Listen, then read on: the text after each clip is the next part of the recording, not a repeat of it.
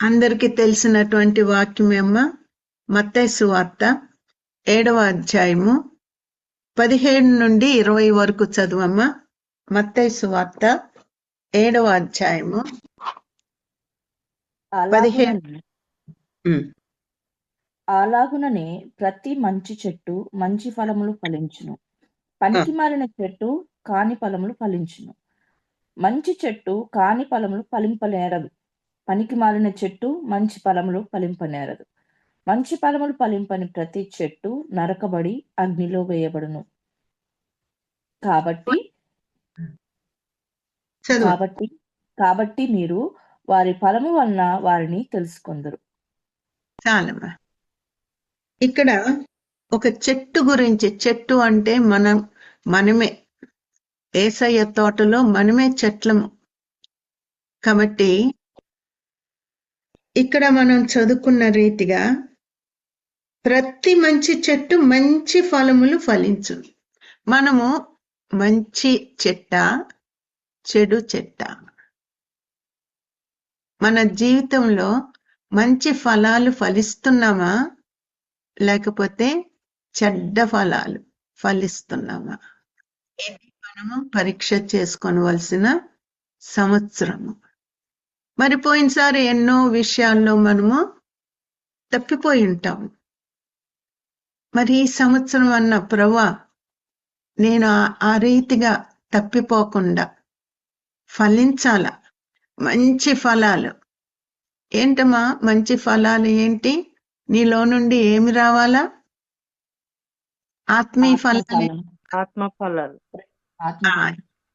అవి ఏంటో చదువుతారా? ఎక్కడుంది అది? చదువమ్మా. ఆత్మఫలం ఏమనగా ప్రేమ, సంతోషము, సమాధానము, దీర్ఘశాంతము, దయాళుత్వము, మంచితనము, విశ్వాసము, సాత్వికము, ఆశానిగ్రహము.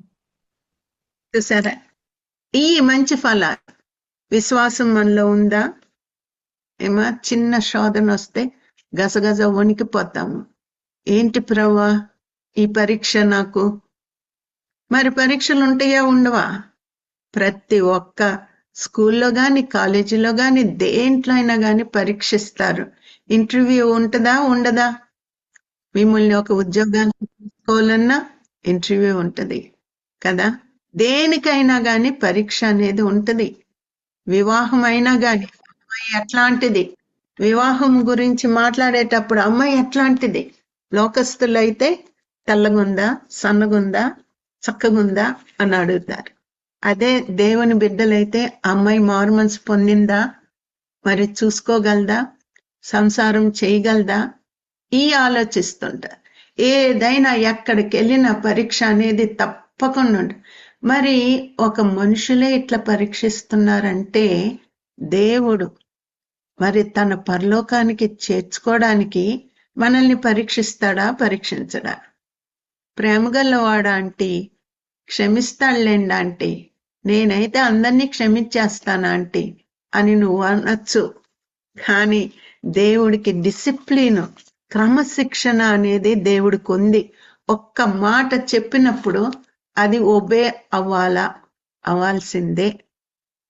ప్రేమ కలిగిన దేవుడు, నీ కొరకు ప్రాణాన్ని అర్పించిన దేవుడు, నువ్వెన్ని తప్పులు చేసినా యేసయ్యా నన్ను క్షమించు, నాకు చేతగాలేదు, నేను పడిపోయాను, అబద్ధం ఆడాను, నన్ను క్షమించేసయ్యా అని నువ్వు అడిగినప్పుడు తప్పకుండా క్షమిస్తాడు.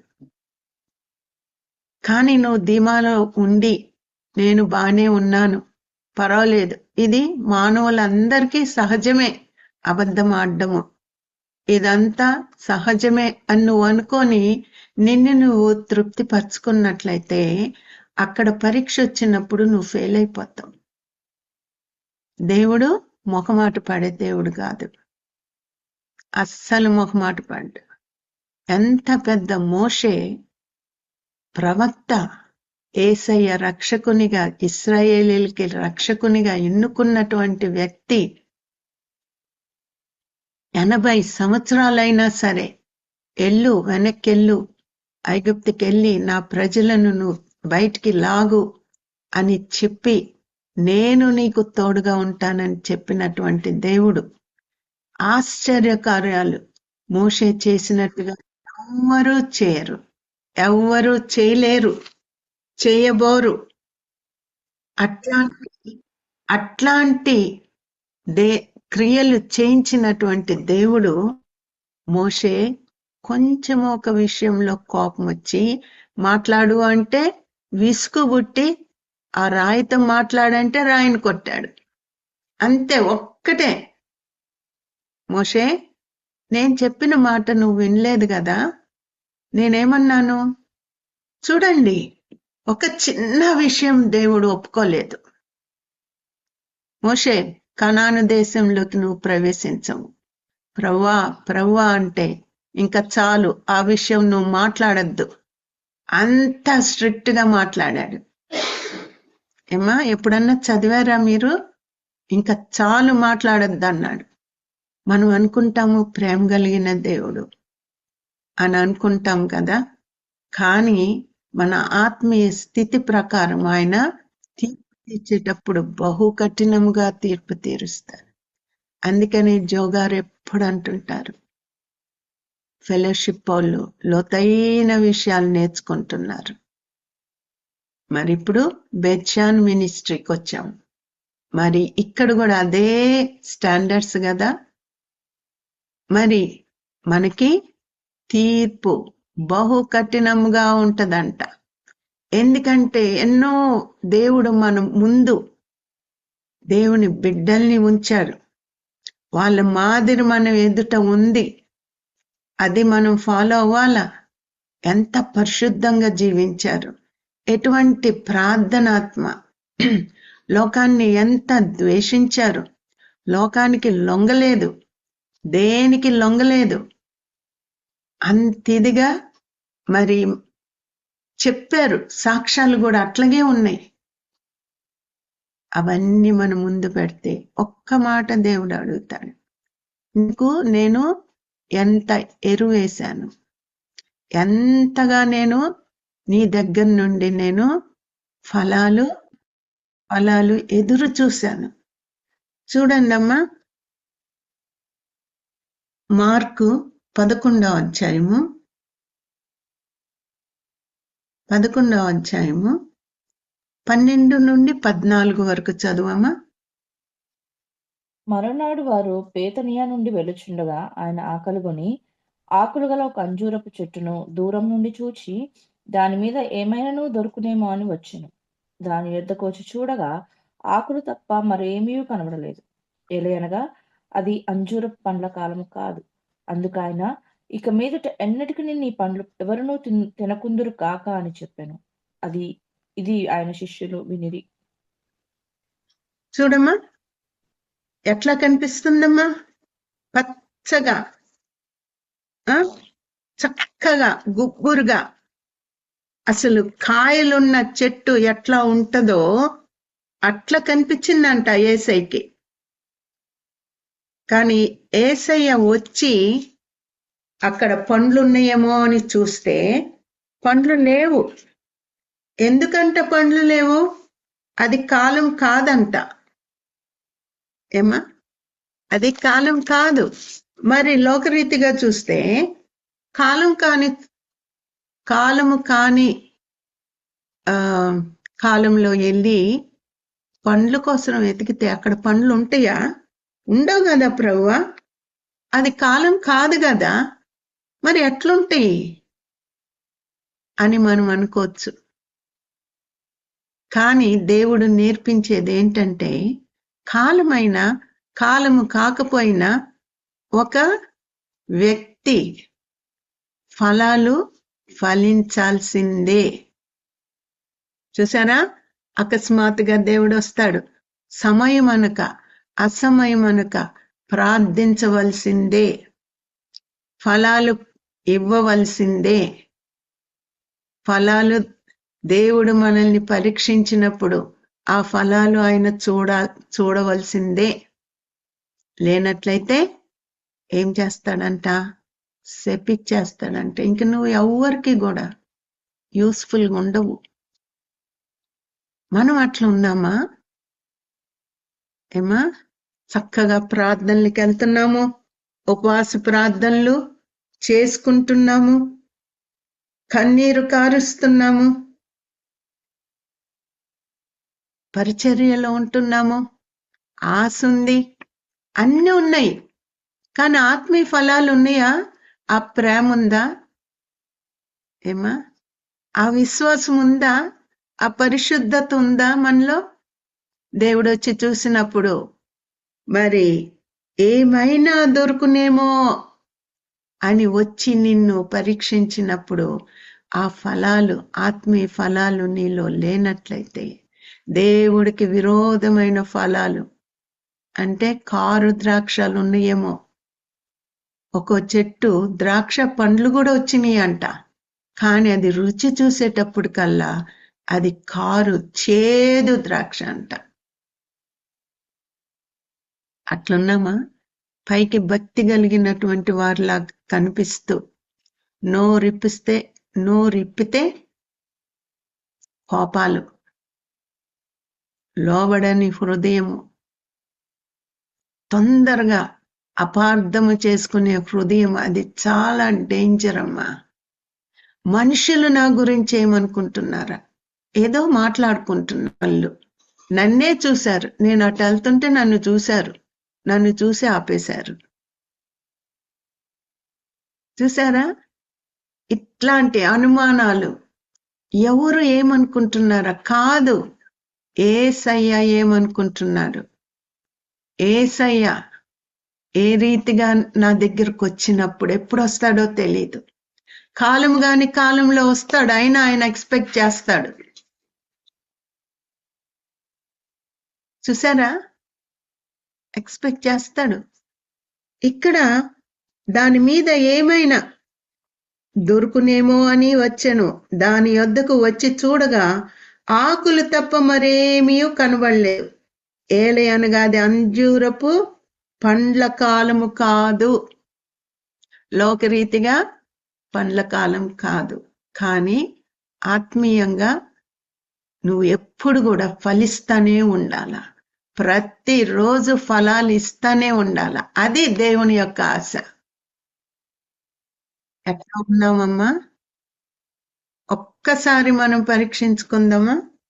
ప్రభువా, నా దగ్గరకు వచ్చినప్పుడు విశ్వాసం ఉంది బిడ్డకి, ఎంత పరిశుద్ధత ఉంది బిడ్డలో, ఎంత ప్రేమ ఉంది, తన చుట్టూరున్న వాళ్ళని ఎంత ప్రేమిస్తుంది, త్యాగం చేస్తుంది. నేను, నా కుటుంబము, నా పిల్లలు, నా భర్త అంతేనా? ఏమా ఇతరులను మరి సంఘంలో ఎంతో కష్టంలో ఉండి కన్నీటిలో ఉన్న వాళ్ళని జ్ఞాపకం చేసుకున్నావా? క్రీస్తు ప్రేమను వాళ్ళకి చూపించావా? ఏమా ఇవన్నీ ఫలాలు ఎప్పుడు వస్తాడో, ఎప్పుడు నిన్ను పరీక్షించబోతున్నాడో. మరి ఆ ఫలం లేకపోతే చూడ్డానికి నువ్వు చక్కని క్రైస్తవురాలుగా కనిపిస్తున్నావు, కానీ నీలో ఆ విశ్వాసము, ఆ పరిశుద్ధత, ఆ ప్రేమ, సహనము దేవుడు చూడకపోతే ఎంత దుఃఖిస్తాడు. ఎంత ఎరువేస్తున్నాను, దీనికన్నా నేను ఇంకా ఏమి చేయగలను అని దేవుడు అడుగుతున్నాడు. ఎందుకు? ఏమైంది? ఎందుకు ఫలించడం లేదు? ఈ వాక్యం అంతా ఏమైపోతుంది?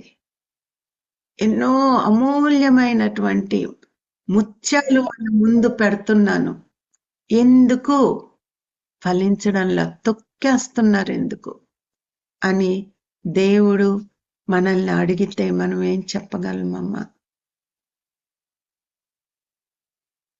ప్రభువా, ఆత్మ ఫలాలు నాలో పెట్టు. మనుషులకు కనబడే భక్తి నాలో నుండి తీసేయండి. శక్తి లేని భక్తి నాలో నుండి తీసేయండి. ఆ పిరికితనం నాలో నుండి తీసేయండి. వాక్యము నేను సరిగ్గా చదువుకొని దాన్ని అర్థం చేసుకొని దాన్ని నేను ఫాలో అవ్వాలా, అనుసరించాలా? ప్రభువా, అట్లాంటి భక్తి నాకు నేర్పించండి. దేవుడు నీ ప్రాణాన్ని అడిగినప్పుడు ఒంటరిగా వెళ్ళిపోవాలా? కళ్ళు ముయ్యగానే ఎవరు ఎదుట నిలబడతావమ్మా? ఇన్నాళ్ళు ఎరువేసినటువంటి దేవుని ఎదుట నువ్వు నిలబడతావు. ఇన్నాళ్ళు నీ కొరకు సిలువలో కార్చిన రక్తము బలి అయిపోయినటువంటి ఆ దేవుని ఎదుట నువ్వు నిలబడతావు.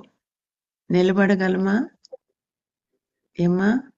ఎటువంటి వాడు కూడా ఆయన పరిశుద్ధత ఎదుట నిలవలేడంట. మరి మనము పరిశుద్ధత లేకుండా ఇంకా లోకాన్ని ప్రేమిస్తూ, లోకం ఏంటంట? నాకు వైరవము అని దేవుడు చెప్పాడు. నా విరోధి. ఈ లోకమంతా వాడి చేతిలో ఉంది. నిన్ను అట్రాక్ట్ చేస్తాడు, ఎన్నో రీతులుగా అట్రాక్ట్ చేస్తాడు, నిన్ను ఆకర్షిస్తాడు. ఎంతో చక్కగా ఇప్పుడు సాతానుడంటే నల్లగా కొమ్ములు పెట్టుకొని వస్తాడని అనుకుంటున్నావమ్మా? వెలుగు దూతలాగా వస్తాడు. చక్కని వాక్యాలు నీకు ఇస్తాడు. పర్వాలేదు, నువ్వు లోకంలో ఉంటున్నావు, ఇవన్నీ అనుభవించు. ఇప్పుడు అనుభవించకపోతే ఇంకెప్పుడు అనుభవిస్తావు? చూడమ్మా, ఒక తల్లి చెప్తుంది, ఏంటి భక్తి భక్తి భక్తి, నా బిడ్డ ఇంకా చిన్నది, యవనంలో ఉంది. యవనంలో అనుభవించకపోతే ఇంకెప్పుడు అనుభవిస్తుంది? ఇప్పుడు ఈ బట్టలు వేసుకోపోతే, ఇప్పుడు ఈ స్టైల్స్ చేయకపోతే ముసలయ్యాక చేస్తుందా? ఒక తల్లి మాట్లాడే మాటలు చూడండి. ఏమా? ఆమెకి భక్తి లేదు, బిడ్డల్ని భక్తిగా పెంచడం లేదు, ఎవరన్నా చెప్పినా ఆమెకి ఇష్టం ఉండడం లేదు. ఇప్పుడు అనుభవిస్తావా? లాజరు ఆ ధనవంతుని గురించి దేవుడు ఏం చెప్పాడు? ధనవంతుడు చనిపోయాడు. అక్కడ ఆ ధనవంతుని కాళ్ళ దగ్గర కూర్చున్న ఆ భిక్షగాడు చనిపోయాడు. ఇద్దరూ చనిపోయారు. కానీ ధనవంతుడు ఎక్కడికి వెళ్ళాడమ్మా? ఏమని చెప్తున్నాడు దూత అక్కడ? నువ్వు లోకంలో ఉన్నప్పుడు అన్ని అనుభవించావు. కష్టం అంటే ఏంటో నీకు తెలీదు, ఓర్చుకోవడం అంటే ఏంటో తెలీదు. ఒకరొక మాట అంటే నువ్వు పడలేవు. దర్జాగా నువ్వు జీవించావు, అనుభవించావు లోకాన్ని. లాజరు అయితే అట్లా కాదు. ఒక రొట్టె ముక్క దొరికినప్పుడు దేవుణ్ణి స్తుతిస్తూ ఎంతగా కృతజ్ఞుడై ఆ రొట్టె ముక్క తిన్నాడు. అప్పుడంట ఈ ధనవంతులు ఏం చేస్తారంటే, తిన్న తర్వాత మనం టిష్యూ వాడతాం కదమ్మా. ధనవంతులు ఏంటంటే అక్కడ బ్రెడ్ ఉంటుందంట, ఆ బ్రెడ్ తోటి ఇట్లా చేతులు ఇట్లా తుడుచుకొని ఆ బ్రెడ్ అట్లా పడేస్తారంట. ఆ ముక్క పేద లాజరు కదా. కానీ ఈ యొక్క ధనవంతుడు కోరిన బట్టలు వేసుకున్నాడు, కోరిన తిండి తిన్నాడు, కోరిన కంఫర్ట్ అనుభవించాడు, అన్ని అనుభవించాడు, లోకంలో ఉన్న అన్ని అనుభవించాడు. ఏది కూడా ఆయనకి తక్కువ లేదు. కానీ అది టెంపరీ, అంతే, అయిపోద్ది. చచ్చిపోయిన తర్వాత అవన్నీ మనతో రావు. వచ్చేదేంటి? మనం ఆత్మీయంగా ఎట్లా జీవించాము, ఎంత త్యాగము చేశాము, ఎంత సహించాము, ఎంత ఓర్చుకున్నాము, ఏమా, ఎంత ప్రేమించాము. ఈ క్రియలే మన వెంబడొస్తాయి. అది మంచిదే గాని చెడ్డదే గాని తీర్పులోనికి తేబడును. ప్రతి క్రియ మంచిదే గాని చెడ్డదే గాని తీర్పులోనికి తీసుకొని వస్తుంది. నీ సిలువ ఏంటి? ఏమా, మనల్ని అరెస్ట్ చేసి మనల్ని జైల్లో పెట్టలేదు. అందుకని మనకి సిలువ లేదని అనుకోవడానికి వీల్లేదు. ఒక్కొక్కసారి భర్తే మన సిలువ అయి ఉండొచ్చు, పిల్లలే మన సిలువ అయి ఉండొచ్చు, అత్తమామలే మన సిలువ అయి ఉండొచ్చు. నువ్వు సిలువను ఎత్తుకుంటున్నావా? లేకపోతే విసుక్కొని, కోపం వచ్చి, పగబట్టి ఇట్లాంటివన్నీ మనం చేస్తున్నామా? ఆత్మఫలాలు నీలో ఉన్నాయా లేదా అని రకరకాలుగా దేవుడు నిన్ను పరీక్షిస్తాడు. కాబట్టి దేవుడు మనల్ని పరీక్షిస్తాడు. ఒకే రకంగా పరీక్షించడమా? రకరకాలుగా పరీక్షిస్తాడు.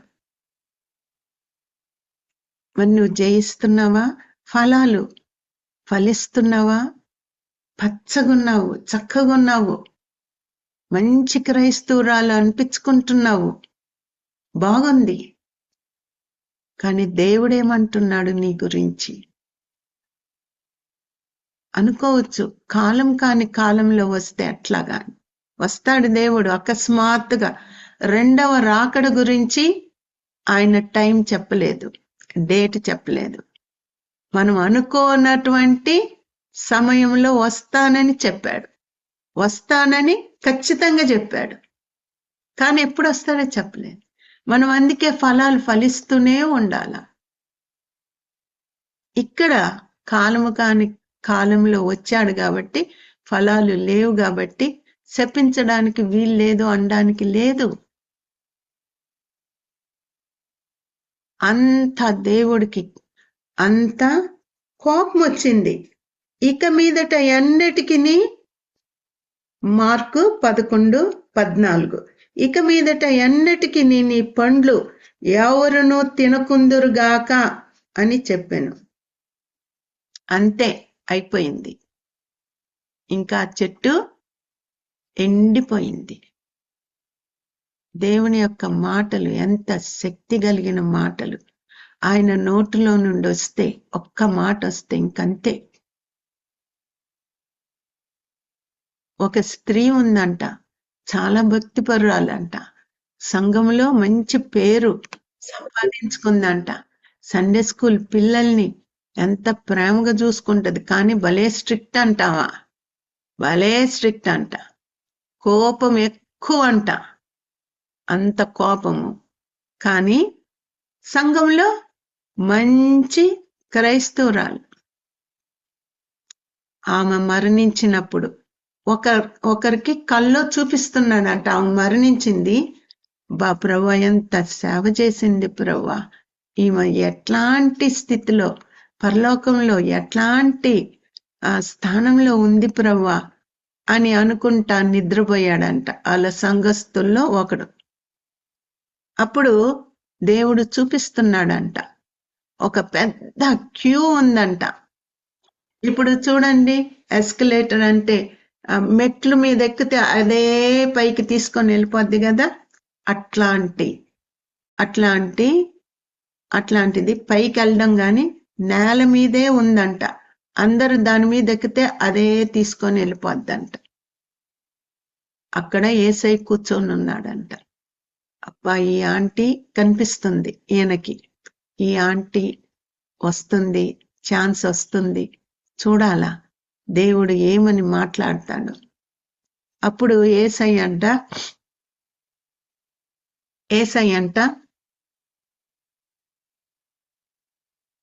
యేసయ్యని ప్రేమించిన వాళ్ళని, నా కుమారి సంతోషము, బల నమ్మకమైన దాసురాల, నా యొక్క పరలోకంలో ఎంటర్ అవ్వు అని చెప్తాడంట. అదే దేవుణ్ణి అరిగినటువంటి వాళ్ళని కూడా, నా కుమారి సారీ, చాలా దుఃఖము, నీకు నా యొక్క పరలోకంలో స్థలం లేదు అనగానే ఆటోమేటిక్ గా అక్కడ పక్కనున్న ఒక గొయ్యిలాగుందంట, దాంట్లోకి వెళ్ళిపోతారంట. అది సర్రని లాగేసిద్దంట. నువ్వు వెళ్ళనవసరం లేదు. అక్కడ నిలబడగానే అది వాక్యూమ్ క్లీనర్ ఎట్లా లాగేస్తుంది అట్లా లాగేస్తుందంట. సరే, ఈమె దగ్గర ఈమె ఛాన్స్ వచ్చి ఆమె నవ్వుకుంటా యేసయ్య అనుకుంటా అక్కడ నిలబడిందంట. ఆమెను చూడగానే యేసయ్య ముఖంలో మార్పు వచ్చిందంట.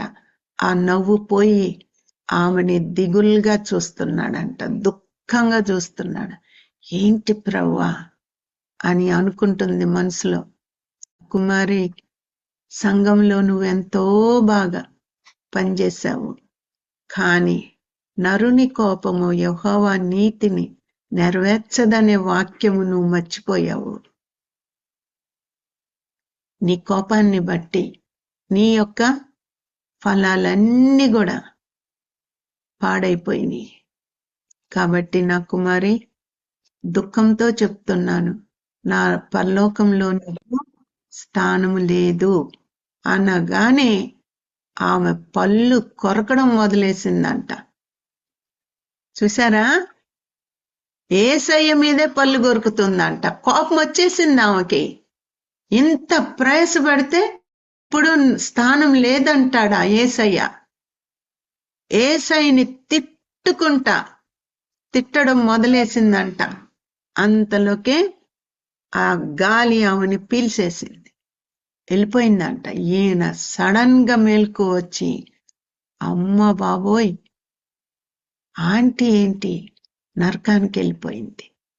చూసారా? మనం అనుకోవచ్చు పలానోళ్ళు చాలా భక్తి గల వాళ్ళు, చాలా శ్రమపడ్డారు.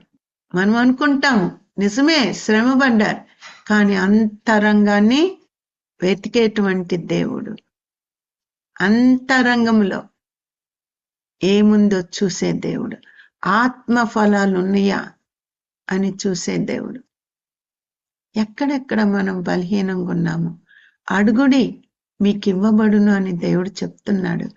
ఎంతమంది అడిగారమ్మా, ఈసారి నాకు మంచి చీర కొనుక్కోవాలి ప్రభువా, ఈసారి మంచి నగ చేయించుకోవాలి ప్రభువా, ఈసారి నేను ఇంకా ఇంట్లోకి ఇది కొనాలి ప్రభువా, అది కొనాలా?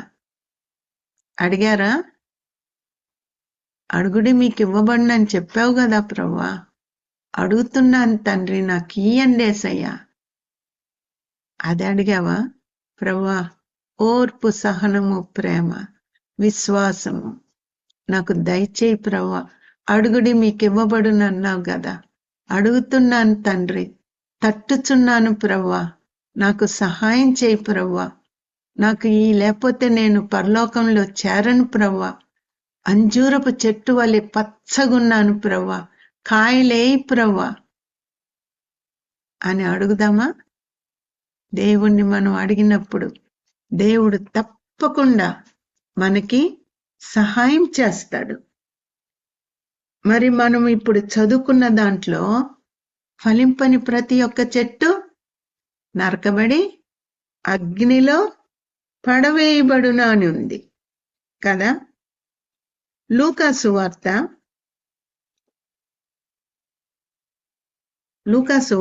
13వ అధ్యాయము 6 నుండి 9 వరకు చదువమ్మా. మరియు ఆయన వారితో చెప్పాను, ఒక మనుష్యుని ద్రాక్ష తోటలో అంజూరపు చెట్టు ఒకటి నాటబడి ఉండెను. అతడు దాని పండ్లు వెదక వచ్చినప్పుడు ఏమీ దొరకలేదు.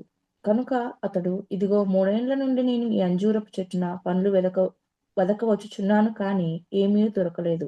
దీనిని నరికివేయము, దీని వలన ఈ భూమి ఏల వ్యర్థమైపోవునని ద్రాక్ష తోటమాలితో చెప్పాను.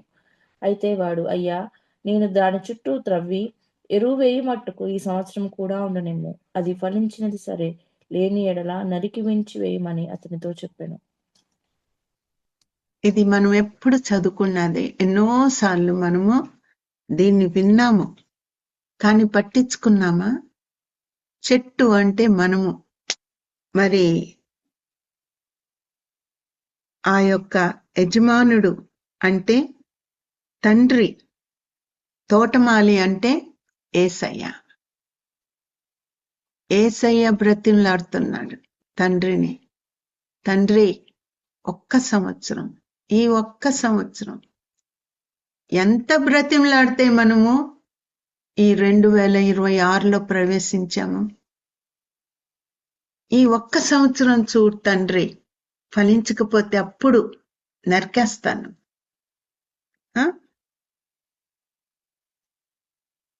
అని దేవుడు యేసయ్య మీ కొరకు, నా కొరకు ఆయన ఎంత అడుక్కున్నాడు. ఇంకొంచెం ఎరువేస్తాను తండ్రి, ఇంకొంచెం లోతైన నేర్పిస్తాను, వినిపిస్తాను.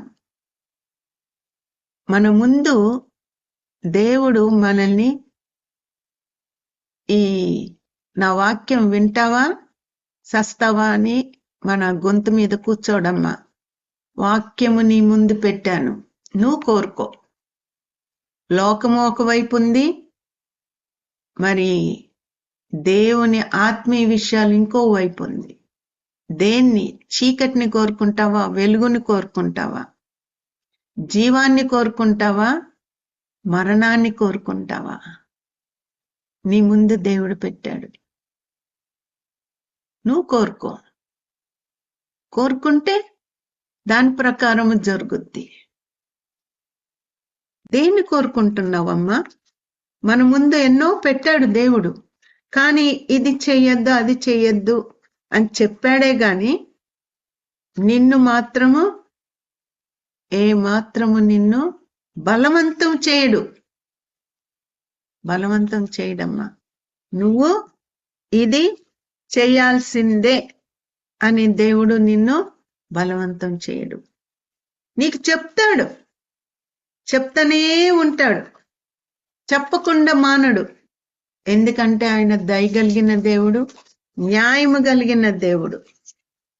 మరి నీ ముందు పెట్టి ఆయన ఏం కోరుకుంటావో కోరుకో. ఇక్కడ యెహోషువ ఏం కోరుకుంటున్నాడు? యెహోషువ 24వ అధ్యాయము 15వ వచనం చదువమ్మా. యెహోవాను సేవించుట మీ దృష్టికి కీడని తోచిన ఎడల మీరు ఎవరిని సేవించెదరో నది అద్దరిని మీ పితరులు సేవించిన దేవతలను సేవించెదరో. అమోరీల దేశమును మీరు నివసించుచున్నారే, వారి దేవతలను సేవించెదరో. నేడు మీరు కోరుకునుడి, మీరెవరిని సేవింప కోరినను నేనును నా ఇంటి వారును యెహోవాను సేవించదము అనెను.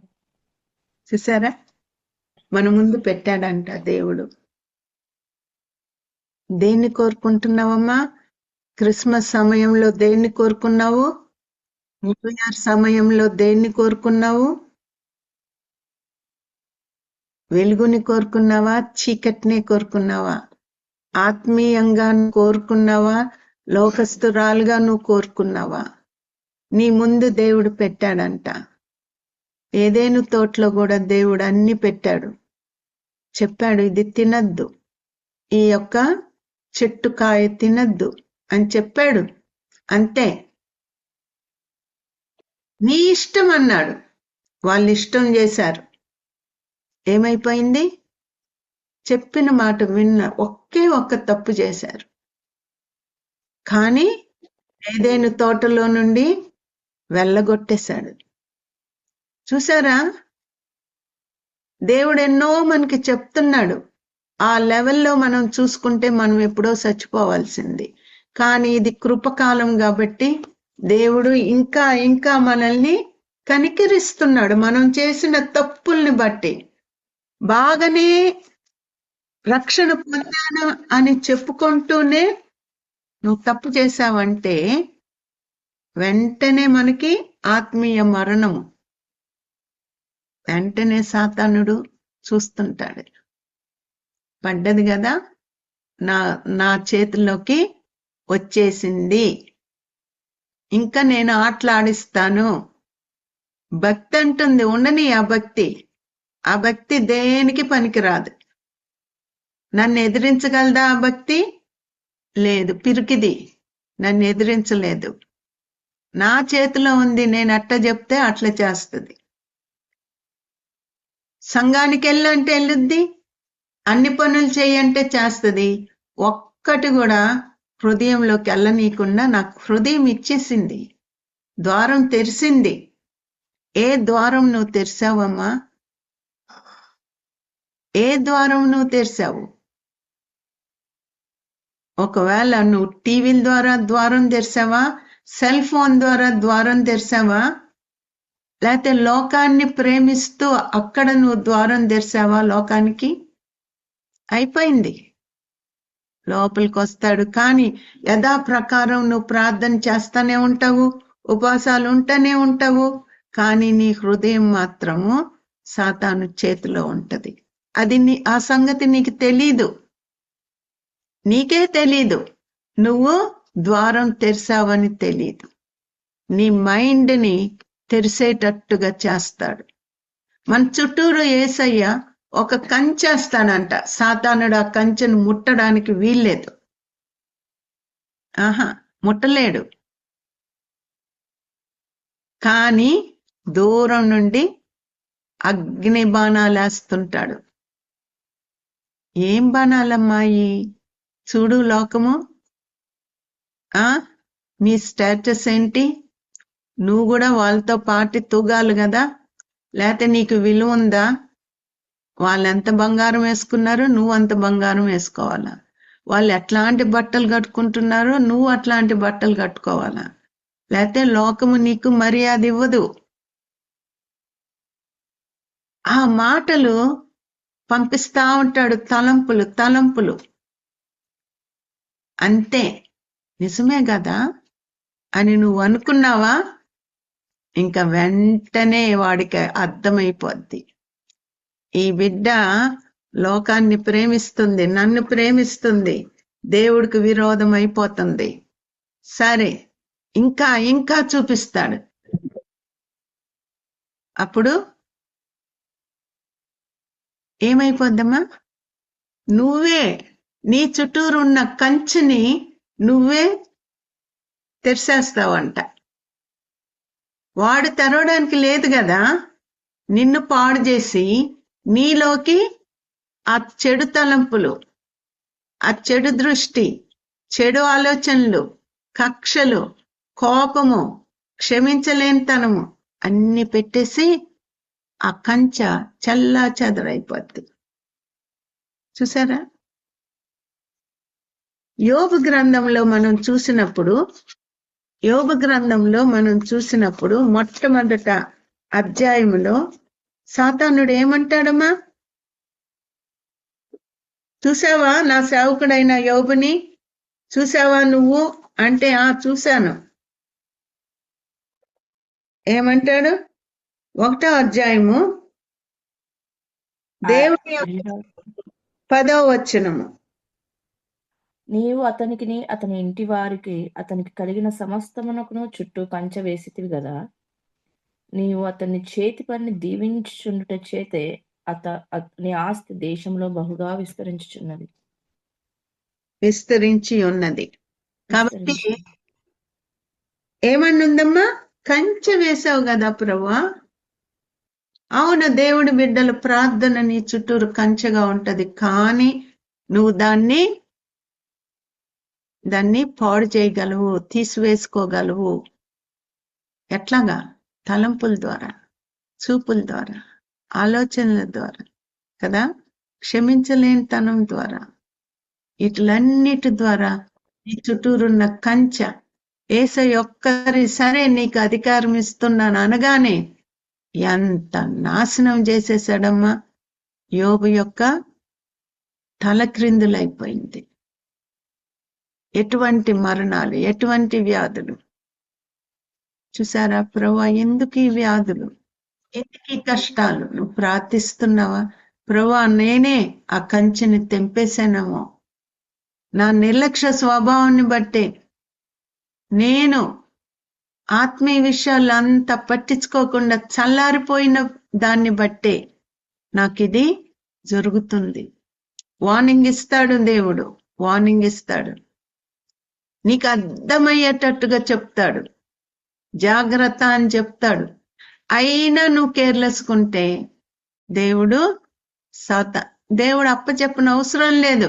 సాతానుడు నవ్వుకుంటా వచ్చేస్తాడు, నేను గెలిచాను అని, ఈ ఆత్మ నాది అని. ఎట్లా ఉన్నాము? ఫలింపని చెట్టు, అంజూరపు చెట్టు వలె పచ్చగా ఉన్నామా? ఏమా? మరి దేవుడు మాట్లాడినట్లయితే లోతుగా మనం పశ్చాత్తాపడాలి. అవును, మన హృదయం ఘోరమైన వ్యాధి కలది. ప్రతి ఒక్కరు తప్పిపోయినోళ్ళే అని దేవుడు చెప్తున్నాడు. మనమందరం తప్పిపోయిన వాళ్ళమే. కానీ దేవుడు మనకి వార్నింగ్ ఇచ్చినప్పుడు, చెప్తున్నప్పుడు మనం విని ఆయన పాదాలు పట్టుకుంటే నిజంగా ఫలించడానికి ఒక చెట్టు వలె మనల్ని చేస్తాడు. కాలము కాని కాలంలో వచ్చిన, అకస్మాత్తుగా ఆయన వచ్చిన మనం ఎత్తబడే గుంపులో ఉంటాము. ఇది కాలం కాదు ప్రభువా, అప్పుడే వచ్చావేంటి ప్రభువా, అప్పుడే నా నీ రాకడా అని అనడానికి లేదు కదమ్మా. కాబట్టి దేవుడికి లోకరీతిగా దేవుడు ఆలోచించడు, లోకరీతిగా ఆలోచించడు. ఫలాలు ఫలించాలంటే ఎప్పుడు ఎల్లప్పుడూ మనం ఫలాలు ఫలిస్తూనే ఉండాలి. ఓర్పు, ప్రేమ, కనికరము, దయ, పరిశుద్ధత, విశ్వాసము, ఇవన్నీ ఎప్పుడొచ్చినా ఆయన మనలో చూడాలి. ఆయన ప్రార్థన చేసుకుందామా? కళ్ళు మూసుకోండమ్మా. దేవుడు మాట్లాడినట్లయితే ప్రభువా నన్ను క్షమించు అని మన హృదయాలు మనము కుమ్మరించుకుందాము. తండ్రి, ఎన్నిసార్లు అంజూరపు చెట్టు గురించి మేము విన్నాము. వాళ్ళ కాలము కాని కాలంలో యేసయ్య వచ్చాడు, మరి ఏంటి నిజమే కదా అని మేము ఎన్నిసార్లు తలంచాము. కానీ ఈ దినమున అది చూడను, నేను ఎప్పుడొచ్చినా మీరు ఫలాలు ఫలిస్తూనే ఉండాలా. దానికి కాలం అనేది లేదు. సమయం గాని అసమయం గాని, కాలం కాకపోయినా గాని ఫలాలు ఉండాల్సిందే అని మీరు ఈ దినమున మీరు మాట్లాడుతున్నారు. నా దయగల ప్రభువా, ఒక్క తప్పు చేసిన మోషే మరి కనాను దేశంలో ఎంటర్ అవ్వలేదు. ఒక్క తప్పు చేసినటువంటి ఆదామవ్వలు అంత ఆశీర్వదింపబడిన తోటలో నుండి నెట్టివేయబడ్డారు. ప్రభువా, ఒక్క తప్పు చేసినా మీరు ఒప్పుకోరు. ఇంత వాక్యం వింటూ పందుల ఎదుట ముత్యాలు చల్లద్దు, అది తొక్కేస్తది, దానికి విలువ తెలీదు అన్న రీతిగా మేము ఉంటున్నామా ప్రభా? నా దయగల తండ్రి, మేము తొక్కేస్తున్నామా? పర్వాలేదులే, ఇది ఏం పర్వాలేదు, ఈ చిన్న తప్పే కదా అని అనుకుంటున్నామా? చెప్పవలసిన రీతిగా మనుషులకి యేసయ్య గురించి చెప్తున్నామా? అయ్యో నేను ఈ తప్పులో ఉండిపోయాను, యేసయ్య నన్ను పైకి లాగాడు, నేను చెప్పగలిగిన ధైర్యం ఉందా? చీకటికి నేనంత స్థానం ఇచ్చాను, చీకటి నన్ను చీకటితో నింపబడ్డాను, ప్రార్థించినప్పుడు దేవుడు ఆ చీకటి నుండి విడిపించాడు అని నీ నోటితో నువ్వు చెప్పగలవా? ప్రభువా, ఆత్మలను సంపాదించు వారిగా మమ్మల్ని చేయండి నాయనా. నన్ను జ్ఞాపకం చేసుకోండి నా దయగల ప్రభువా. మరి బోధకులకు